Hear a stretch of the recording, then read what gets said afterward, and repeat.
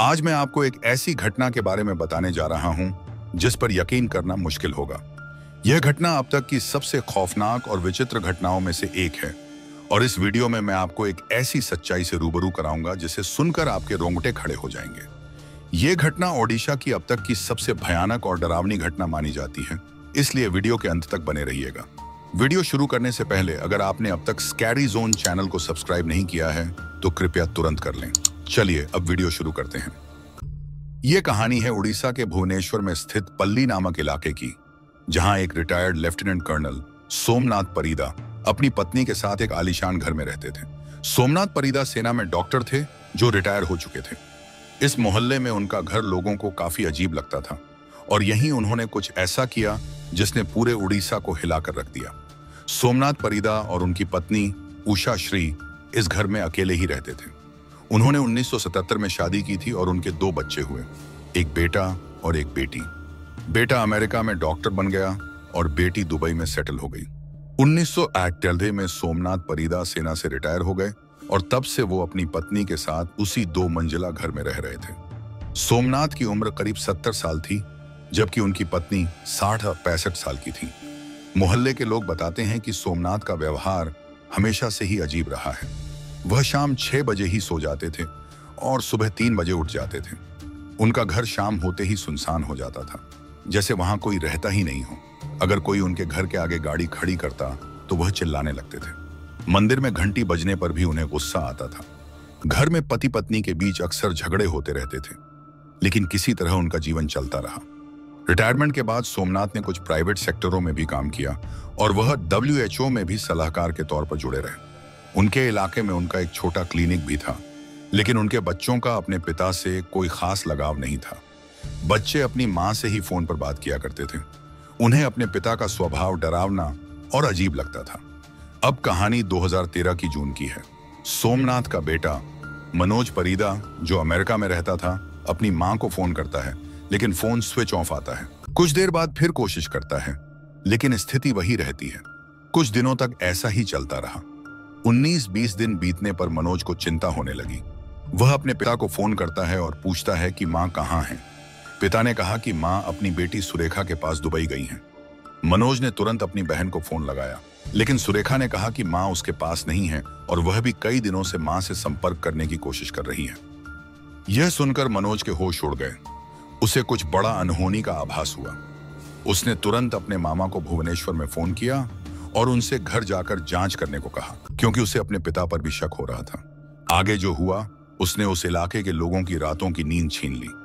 23 जून 2013 की शाम लगभग 5 बजे का वक्त था। उषा श्री के भाई और बहन सोमनाथ के घर के बाहर पहुंचते हैं और दरवाजे की घंटी बजाते हैं। कुछ देर तक कोई प्रतिक्रिया नहीं मिलती। फिर दोबारा घंटी बजाने पर सोमनाथ परीदा सामने आता है, लेकिन दरवाजा नहीं खोलता। वो खिड़की से ही बात करता है। उषा के मामा उससे पूछते हैं, उषा कहाँ है? उसका फोन स्विच ऑफ आ रहा है। सोमनाथ जवाब देता है, वह अपनी बेटी के पास गई है।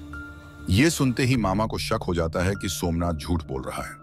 मामा उससे दरवाजा खोलने को कहता है, लेकिन सोमनाथ दरवाजा खोलने से इनकार कर देता है। इसके बाद सोमनाथ खिड़की बंद करके अंदर चला जाता है, जबकि उषा के भाई और बहन वहीं खड़े रहते हैं।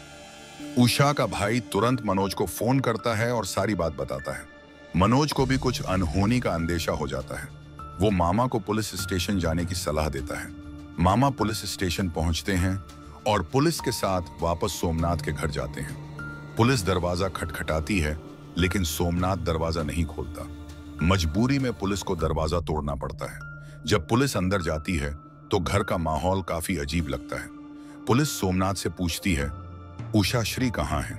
सोमनाथ जवाब देता है, वह अपनी बेटी सुरेखा के पास दुबई गई है। पुलिस फिर पूछती है, वह कब गई थी? सोमनाथ कहता है, 3 जून को। उसे गए हुए लगभग 20 दिन हो चुके हैं। पुलिस कहती है, हमने आपकी बेटी से बात की है, उषा वहां नहीं है। यह सुनते ही सोमनाथ घबरा जाता है। पुलिस घर की तलाशी लेना शुरू करती है, लेकिन शुरुआत में कुछ नहीं मिलता। जैसे ही पुलिस सोमनाथ के बेडरूम में जाती है, उन्हें एक कोने में 2 बड़े आर्मी के पेटी दिखाई देते हैं। पेटियों पर ताला लगा होता है। पुलिस पहले ताले खोलती है और जैसे ही पेटी खुलती है, पुलिस देखती है कि अंदर 11 टिफिन रखे हुए हैं, यानी दोनों पेटियों में कुल 22 टिफिन थे। पुलिस पहले सोचती है कि शायद सोमनाथ पार्ट टाइम खाने की डिलीवरी करता होगा, लेकिन घर की स्थिति और सोमनाथ का रहन सहन देखकर पुलिस समझ जाती है कि मामला कुछ और है। जब पुलिस पहला टिफिन खोलती है तो सभी के रोंगटे खड़े हो जाते हैं। बारी बारी से सारे टिफिन खोले जाते हैं और सामने जो भयानक दृश्य आता है वो हर किसी को हिला देता है। दरअसल उन 9 इंच के 22 टिफिनों में इंसानी मांस के छोटे छोटे 300 टुकड़े थे, जिन पर ऐसा केमिकल डाला गया था कि उनसे कोई गंध न आए। ये टुकड़े सोमनाथ की पत्नी उषा श्री के थे, लेकिन इन टुकड़ों में उषा का सिर नहीं था। बाद में तलाशी के दौरान एक टेबल पर रखे बॉक्स में उषा श्री का सिर मिला, जो कुछ हद तक सड़ चुका था। उसके बाल झड़ चुके थे और सिर पर गहरी चोट के निशान थे। सबसे विचलित करने वाली बात यह थी कि सोमनाथ ने पुलिस को बताया कि वह रोज रात उस सिर से बात किया करता था। इस भयानक घटना के बाद पुलिस के मन में सवाल उठा कि आखिर सोमनाथ ने ऐसा क्यों किया। अपनी ही पत्नी के 300 टुकड़े करने की क्या वजह थी और इन टुकड़ों को टिफिन में रखने का क्या मकसद था। जब पुलिस ने सोमनाथ से यह सवाल पूछे तो उसने जो कहानी बताई वह और भी ज्यादा डरावनी थी। सोमनाथ बताता है कि 3 जून को उसकी पत्नी बहुत गुस्से में थी। वह अपना सिर जोर जोर से जमीन पर मार रही थी। वह बार बार कह रही थी कि उसकी समाधि साईं बाबा की शिरडी में बननी चाहिए। इसी के बाद उसने आत्महत्या कर ली। पुलिस जब सोमनाथ से पूछती है कि उसने इस बारे में किसी को क्यों नहीं बताया, तो सोमनाथ जवाब देता है कि अगर वह किसी को बताता तो उसकी प्रतिष्ठा खराब हो जाती। पुलिस फिर पूछती है कि उसने शव के टुकड़े क्यों किए और उन्हें टिफिन में क्यों रखा। इस पर सोमनाथ पूरी कहानी बताता है। वह कहता है कि पत्नी की मौत के बाद उसने सबसे पहले घर की नौकरानी और धोबी को छुट्टी दे दी।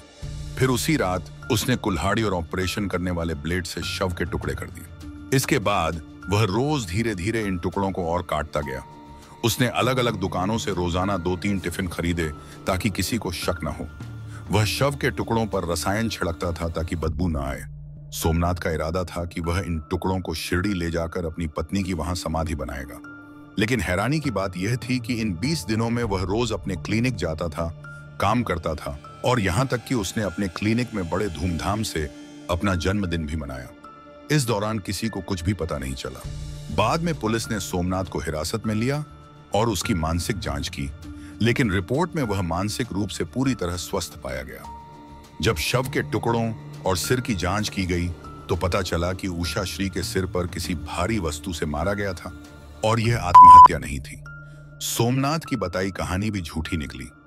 असल में उषा श्री को अपने पति और उसकी एक महिला मित्र पर शक था, जिसके चलते घर में रोज झगड़े होते थे। एक दिन सोमनाथ ने गुस्से में आकर अपनी पत्नी की हत्या कर दी और उसके टुकड़े करके उन्हें टिफिन में पैक कर दिया। उसका इरादा था कि मौका मिलते ही वह उन टिफिन को कहीं फेंक देगा। लेकिन चाहे अपराधी कितना भी शातिर क्यों न हो, आखिरकार पकड़ा ही जाता है। आज भी इस अजीब घटना को लेकर कई सवाल बाकी हैं और सोमनाथ परीदा आज भुवनेश्वर की एक जेल में बंद है। अगर आपको हमारी मेहनत पसंद आई हो तो कृपया इस वीडियो को लाइक और शेयर करें। यदि आपने अब तक स्कैरी जोन चैनल को सब्सक्राइब नहीं किया है तो जल्द से जल्द सब्सक्राइब करें और बेल आइकॉन दबाकर नोटिफिकेशन को ऑन कर लें। अगले वीडियो में क्राइम की दुनिया से जुड़े और मुद्दों पर चर्चा होगी। तब तक इस वीडियो पर क्लिक करके इसे देखें। इस घटना ने आज पूरे देश में हलचल मचा दिया है।